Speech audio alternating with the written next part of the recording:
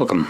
In front of me is a LENOVO Tab P11 and today I'll show you how you can capture a screenshot on this tablet.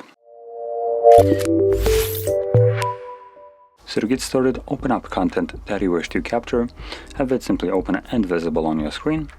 So for this I'll be using home screen as an example, and it is open and visible for me.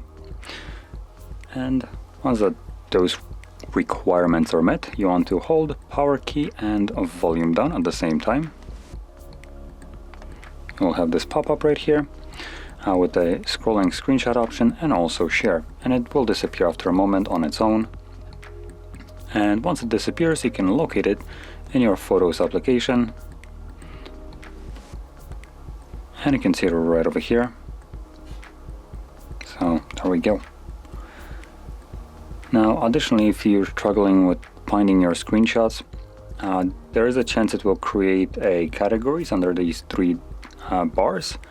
So there might be something like albums, but even if it does not create such a thing, you can always just find any kind of place where it says screenshot like this, tap on a text, and this will show you all the screenshots in general. So there we go. Now if you found this very helpful, don't forget to hit like, subscribe, and thanks for watching.